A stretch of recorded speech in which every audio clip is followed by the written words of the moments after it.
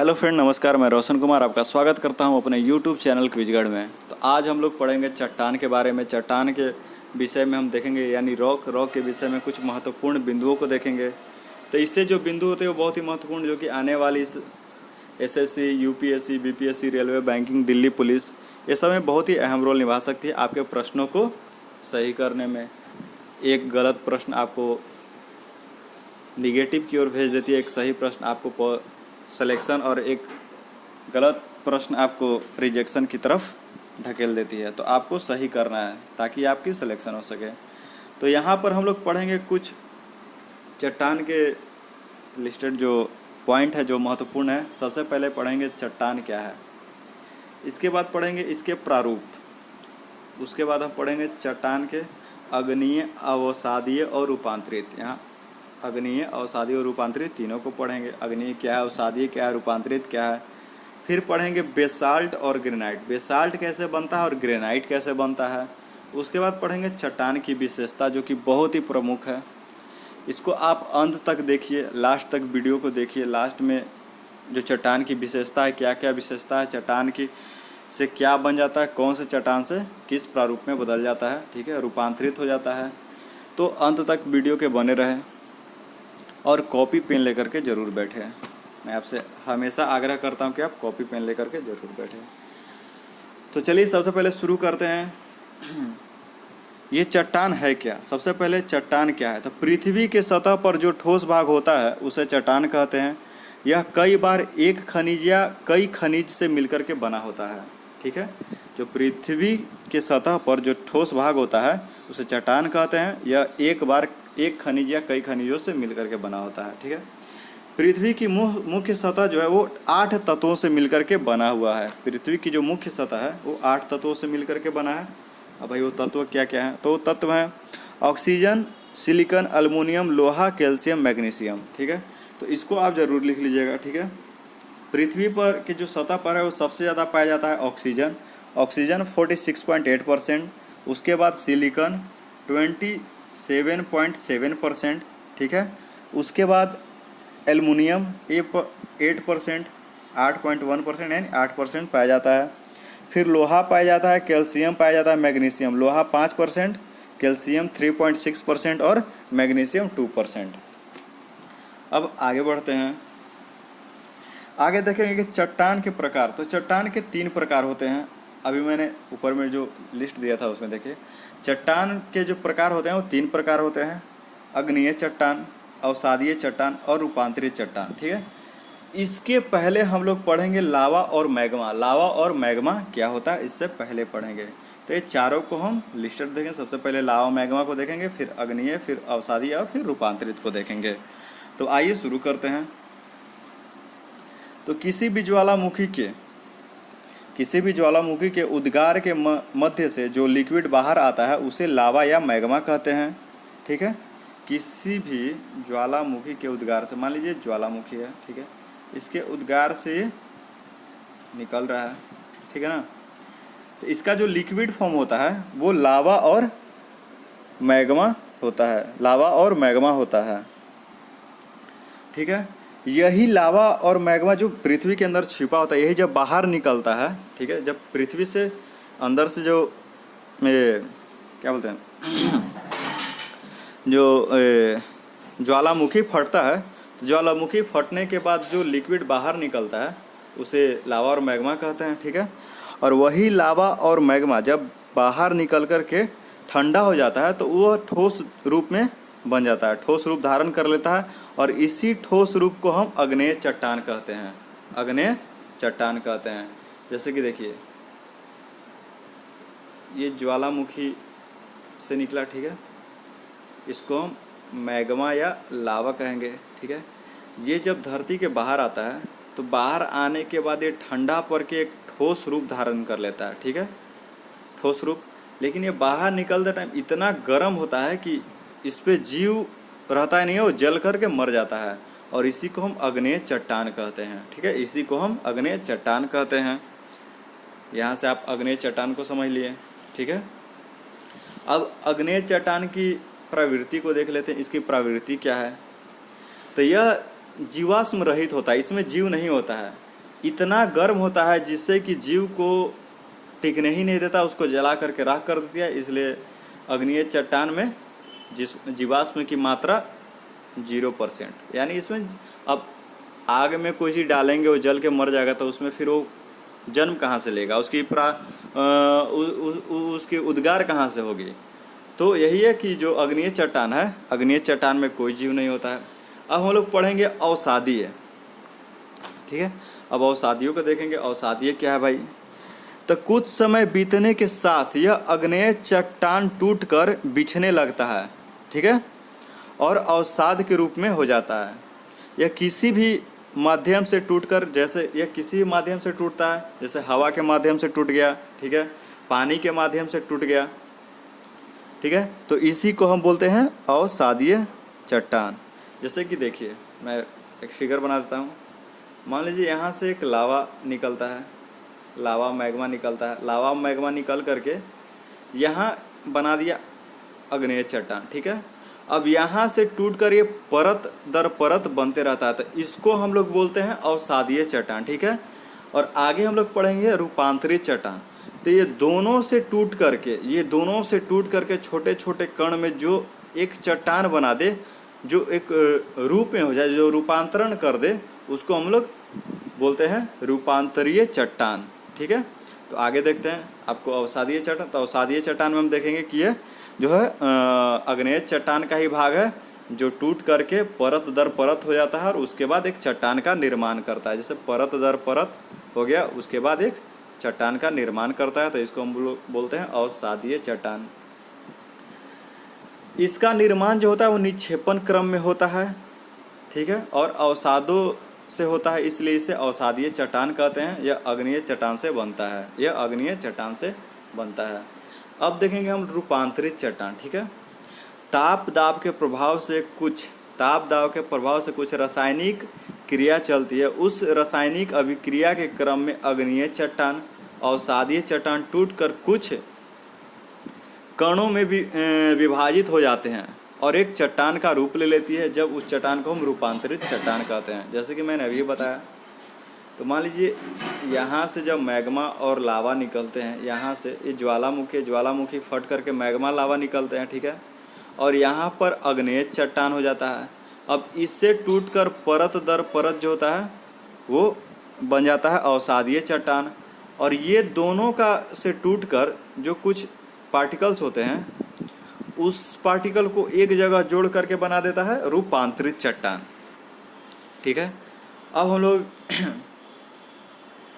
जैसे कि किस अग्नेय चट्टान को देखेंगे, तो अंदर से कोई लावा बाहर निकलता है, ठीक है, और ज्वालामुखी के माध्यम से और बाहर के स्थलों पर आकर के कुछ आकृति बनाता है। साथ ही साथ वह आंतरिक क्षेत्रों में भी कुछ आकृति बनाता है। जैसे कि जब ज्वालामुखी फटता है तो कभी कभी वो धरती के अंदर भी रह जाता है, तो आंतरिक जगहों पर भी वो आकृति बनाता है, ठीक है।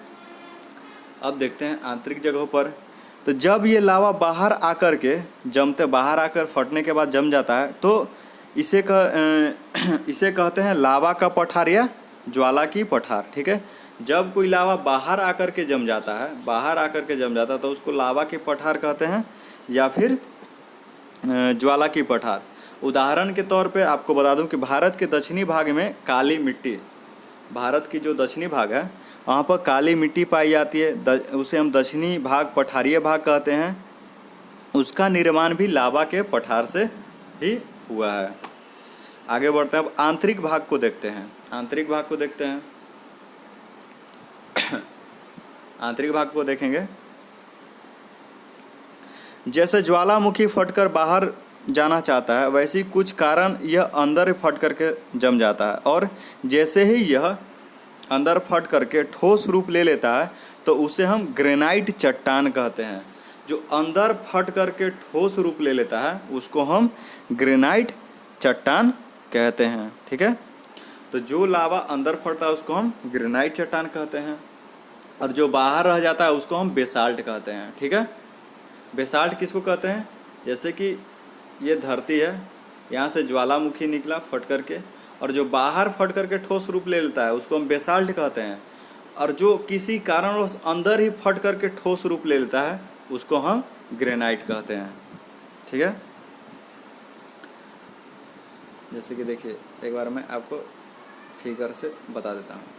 जैसे कि ये बाहर निकला फट करके, ठीक है, यहाँ से ये बाहर निकल जाता है, धरती है इससे बाहर निकल, तो इसको हम बोलते हैं बेसाल्ट, इसको बेसाल्ट बोलते हैं। और ये धरा है, धरती है, और जो कभी कभी फट करके अंदर ही कुछ आकृति बना देता है तो इसको बोलते हैं ग्रेनाइट। ठीक है, अब आते हैं, अब हम लोग पढ़ेंगे क्या, तो अब पढ़ेंगे हम बैकोलिथ, फैकोलिथ और डाइक, यानी बैकोलिथ, फैकोलिथ, डाइक। तो यहाँ तक तो हम आप लोग समझ गए होंगे कि जो बाहर फटता है उसको बेसाल्ट, और जो अंदर फटता है उसको ग्रेनाइट बोलते हैं। अब आगे बैकोलिथ, फैकोलिथ और डाइक बोलते हैं। तो ये बैकोलिथ है क्या, ठीक है, तो बैकोलिथ में हम देखेंगे कि ज़मीन के अंदर एक हज़ारों किलोमीटर में लावा जमने के बाद बड़ा रूप धारण कर लेता है और यह गुंबद नुमा आकृति बना देता है। तो इसको हम लोग कहते हैं बैकोलिथ। जैसे कि एक लावा ये बहुत बड़ा सा गुंबद नुमा आकृति बना देता है, ये आकृति जो होता है वो ज़मीन के अंदर होता है। ठीक है, तो इसको हम लोग कहते हैं क्या, बैकोलिथ। ठीक है, अब इसमें भी कुछ कुछ आकृति बनते हैं। ठीक है, इसमें क्या क्या आकृति बनते हैं, तो इसमें जो आकृति बनते हैं बैकोलिथ में, और इससे कुछ अलग आकृति बनते हैं, बैकोलिथ, फैकोलिथ और डाइक कहते हैं। जब दरारों के पास कोई लावा जम जाता है, जैसे कि मान लीजिए यहाँ कोई दरार है, ठीक है, कोई दरारों के पास जो लावा ऐसे जम जाता है इसको हम लोग बोलते हैं डाइक। इसको हम डाइक, एक मिनट मैं फिर से फिगर बना करके आपको मैं बता देता हूँ। जैसे कि ये गुंबदनुमा हो गया, ठीक है, ये गुंबदनुमा हो गया। तो यहाँ पर है कि दरारों में फंस करके कुछ ऐसे आकृति बना देता है, उसको हम लोग बोलते हैं डाइक। इसको हम डाइक बोलेंगे। ठीक है, और जो लहरदार आकृति बनाए, जो लहरदार ऐसे लहरदार रूप में बनाए, इसको बोलते हैं हम फैकोलिथ। और एक और आकृति जो कि गुंबज छतरी नुमा छोटा सा बनाता है, इसको हम लोग बोलते हैं बैकोलिथ का छोटा रूप। ठीक, इसको हम छतरी नुमा भी बोलते हैं। ठीक है, इसको हम बोलते हैं क्या, लैकोलिथ। ये छोटा सा रहता है, इसको लैकोलिथ। सबसे बड़ा वाला बैकोलिथ, ये छोटा वाला लैकोलिथ। ठीक है, उसके बाद ये जो लहरदार रूप में होता है इसको फैकोलिथ बोलते हैं। ठीक है, और उसके बाद एक ऐसे सरल जो रहता है उसको बोलते हैं हम डाइक। ठीक है, इसको क्या बोलते हैं, डाइक। डाइक कैसे बनता है, जब दरारों में फंसकर, ठीक है, जो ये डाइक था ये कैसे बनता है, ये डाइक बनता है दरारों में फंस करके। कोई लावा जम जाता है तो उसको हम डाइक कहते हैं। और यही लावा जब लहरदार रूप में हो जाता है, यहाँ से लहरदार रूप में हो जाता है, तो इसको हम लोग क्या कहते हैं, फैकोलिथ कहते हैं। और जब गुंबद नुमा बना देता है तो इसको हम क्या कहते हैं, इसको हम कहते हैं लैकोलिथ। जब गुंबद नुमा बना देता है इसको हम कहते हैं लैकोलिथ। यह बैकोलिथ का छोटा रूप होता है। ठीक है, यह सभी आंतरिक रूप में बनते हैं। यह कोई भी धरती के बाहर, मतलब धरती के बाहर नहीं है, जितना भी बनता है वो सब, जितना भी बनता है वो सब धरती के आंतरिक रूप में बनते हैं, बाह्य में नहीं बनता है। ठीक है, बाह्य में लावा, अयस, धातु जो है वो बाह्य में, पठारीय भाग ये सब बाहर रहता है। और अंदर में जो बनता है वो बनता है क्या, लैकोलिथ, बैकोलिथ, फैकोलिथ, डाइक। अब आगते हैं, अब अग्नेय चट्टान के कुछ विशेषताओं के बारे में हम लोग पढ़ लेते हैं। ठीक है, अब चट्टानों की विशेषता के बारे में पढ़ लेते हैं। तो चट्टान की भाई विशेषता है क्या, तो अग्नेय चट्टान का विशेषता क्या है, अग्नेय चट्टान ये बहुत कठोर होता है, यह जीवाश्म रहित होता है। ठीक है, इतना तो हम लोग जानेंगे कि यह कठोर होता है, जीवाश्म रहित होता है।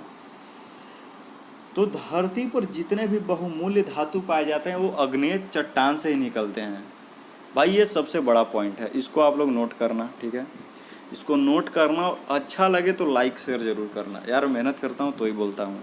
ठीक है, तो यहाँ पर देखते हैं कि जो क्या है, यह कठोर भी है, अग्नेय चट्टान जो है यह कठोर भी है और जीवाश्म रहित भी है, यानी कि इसमें जीव नहीं हो सकता है, जला देता है। और इसमें क्या होता है कि सबसे बड़ी चीज़, इस अग्नेय चट्टान में बहुत ही बहुमूल्य धातु, जो बहुमूल्य धातु होते हैं, जैसे कौन कौन से धातु होते हैं, सोना, सोना, तांबा, निकेल, लोहा आदि जैसे बहुत सारी धातु जो होती है वो अग्नेय चट्टान से निकलती है। अग्नेय चट्टान से निकलने वाली लोहा, निकेल, तांबा, सोना ये सब धातु अग्नेय चट्टान से निकलती है। अब हम लोग देखेंगे अवसादीय चट्टान क्या है भाई। जब अग्नेय चट्टान में से इतने सारे चीज़ निकलते हैं तो अवसादीय को देख लेते हैं। ये जीवाश्म मुक्त होता है, ठीक है। इसमें जीवाश्म होते भी हैं, नहीं भी होते हैं, ठीक है। उसमें होते ही नहीं है, इसमें होते हैं भी, नहीं भी होते हैं, ठीक है। यह जो होता है वो परतदार होता है। एतबार नहीं भाई, एतबार नहीं, यहाँ परतदार कर लिए। यह जो होता है वो परतदार होता है, परत दर परत, ठीक है। यह कोयला, खनिज तेल के लिए विशेष तौर से मतलब इसको हम कोयला, खनिज और तेल के लिए जानते हैं, ठीक है। जैसे अवसादीय पत्थर से तेल, कोयला, खनिज और तेल निकलते हैं। और इससे बलुआ पत्थर, चूना पत्थर, लोएस ये सब की प्राप्ति हमें होती है अवसादीय चट्टानों से। क्योंकि दक्षिण के भाग में छोटा नागपुर का पठार, वहाँ पर अवसादीय पठार है, अवसादीय चट्टान है जहाँ से कि ये निकलते हैं। अब हम लोग सबसे लास्ट में पढ़ेंगे, सबसे अंततः पढ़ते हैं, ये सबसे लास्ट पॉइंट है 9 की लिस्ट। तो आंतरिक चट्टान या रूपांतरित चट्टान, इन दोनों का एक ही नाम है। रूपांतरित कर दो या कयांतरित कर दो, सॉरी आंतरिक मैंने बोला, कयांतरित हुआ। कयांतरिक चट्टान या रूपांतरित चट्टान, ठीक है। तो इसमें हम लोग देखेंगे कि कोई भी चट्टान का जो एक रूप बना दे, जैसे कि अग्नेय चट्टान से भी ये डायरेक्ट बन जाता है, कयांतरित हो या रूपांतरित हो जाता है, अवसादीय से ही बनता है, ये दोनों के मेल से ही बनता है, और कभी कभी कयांतरित से ही कयांतरित चट्टान बनाता है। तो भाई ये दूसरों को देख करके कॉपी करता है, उसके कुछ अवशेषों को लेकर के ये बन जाता है, ये अपना इसका कोई ये नहीं है, ठीक है। जैसे कि हो गया कि भाई एक भाई का वो घर है, दूसरे भाई का ये घर है, तो ये दोनों मिल करके बीच वाला ज़मीन दे दिया और तीसरे को दे दिया, तो वही हाल इसका है, ठीक है। एक कयांतरित है और इसको कयांतरित चट्टान भी बोलते हैं और रूपांतरित चट्टान भी बोलते हैं। तो सबसे लास्ट में देखेंगे कि कौन कौन सी जो मूल चट्टान होती है वो रूपांतरित चट्टान में चेंज हो जाती है, ठीक है। जो ग्रेनाइट है ना वो नीस बन जाता है, ग्रेनाइट। इसको याद करने का सबसे अच्छा तरीका है ग्रेनाइट। नाइट यानी नीस, लड़की। तो रात में भाई लड़की ना निकले। देखिए मैं किसी लड़की समाज को मना नहीं कर रहा हूँ, ऐसा नहीं कि लड़की को बाहर निकलने से मैं मना करता हूँ, मैं एक ऐसी ट्रिक बता रहा हूँ। तो जैसे कि ग्रेनाइट हो गया, ग्रेनाइट से नीस याद कर लेंगे। बेसाल्ट, ठीक है, यहाँ पे क्या है, बेसाल्ट है। बेसाल्ट से क्या बनता है, सिस्ट। यहाँ भी स है, यहाँ भी स आएगा, सिस्ट। तो हम लोग इससे याद कर लेंगे।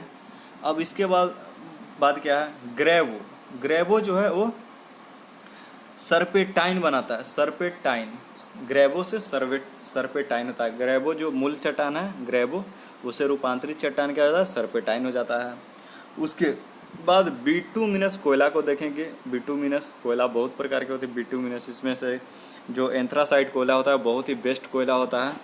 तो बिटुमिनस जो होता है वो ग्रेफाइट बन जाता है, ग्रेफाइट बन जाता है।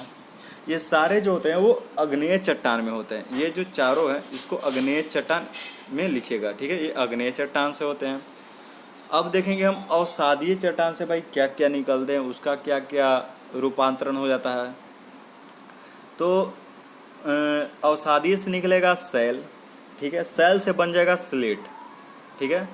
चूना पत्थर से भाई बन जाएगा संगमरमर। चूना पत्थर बहुत ही मुलायम होता है जिससे कि बहुत सारे इमारतें बनाई जाती है, ठीक है। जैसे लाल किला हो गया, संसद भवन हो गया, सब चूना पत्थर से बनते हैं। उसके बाद होता है बलुआ पत्थर, ठीक है। बलुआ पत्थर वो क्वार्टजाइट बना देता है, एक क्वार्टजाइट बना देता है। उसके बाद डोलामाइट। ये डोलामाइट इससे भी संगमरमर, जैसे कि इसको जमा करके, डोलामाइट को जमा करके संगमरमर बना दिया जाता है। चूना पत्थर को भी जमा करके संगमरमर बनाया जाता है। उसके बाद पढ़ेंगे लिग्नाइट। लिग्नाइट को क्या बना देता है भाई, लिग्नाइट को एंथ्रासाइट कोयला बना, जो कि बेस्ट कोयला है, सबसे बेस्ट कोयला, सबसे अच्छा कोयला एंथ्रासाइट कोयला है। ये जो लिग्नाइट है इसको ये रूपांतरण करके एंथ्रासाइट बना देता है। तो इसको हम लोग अवसादीय पढ़ लेंगे। अब लास्ट जो है वो है रूपांतरण। रूपांतरण में क्या क्या है, तो भाई इसी में से कुछ कुछ को उठाकर रूपांतरित करता है। जैसे स्लेट को, यहाँ पे हमने पढ़ा था स्लेट, स्लेट को फाइजाइट बना देता है। वाह, स्लेट को ये फाइजाइट बना देता है और फाइजाइट को ये सिस्ट बना देता है। ये फाइजाइट को जो है वो सिस्ट बना देता है। तो ये हो गया रूपांतरित में, ठीक है। सबसे लास्ट में हम देखेंगे इसका एक सेल चक्र भी होता है। सेल चक्र, इस चक्र सेल, इसका एक सेल चक्र होता है। जैसे सबसे पहले अग्नेय चट्टान, सबसे पहले हो गया अग्नेय चट्टान। बस मैं एक एक फर्स्ट का लिखूंगा, आप लोग सुन करके कॉपी में लिखना है। यहाँ पर अग्नेय चट्टान हो गया। अग्नेय चट्टान से क्या होता है, अग्नेय चट्टान से हो जाता है क्या, रूपांतरण चट्टान, रूपांतरित चट्टान। रूपांतरित से अग्नेय चट्टान से क्या हो जाता है, अवसादीय, सॉरी यहाँ पर अवसादीय होगा, अवसादीय हो जाएगा। अवसादीय से रूपांतरण हो जाएगा, अवसादीय से रूपांतरित चट्टान या कयांतरित चट्टान, जो भी कहना है आप कह सकते हैं। वहाँ से फिर क्या होगा, कयांतरित चट्टान से हो जाएगा मैग्मा, कयांतरित चट्टान से मैग्मा हो जाएगा, ठीक है। मैग्मा से फिर अग्नेय हो जाएगा और अग्नेय से फिर ये ज्वालामुखी के तौर पर बाहर निकलेगा, ठीक है। इसको देख लेंगे। सबसे पहले क्या, अग्नेय, फिर अवसादीय, फिर रूपांतर, फिर मैग्मा, फिर अग्नीय और फिर बाहर निकलता है, फिर अग्नि। इस तरह से इस साइकिल सिस्टम की तरह चलते रहता है। ये कभी कभी अग्नेय से भी डायरेक्ट रूपांतरण बना देता है, ठीक है। तो इतना तक आपको समझ में आ गया होगा।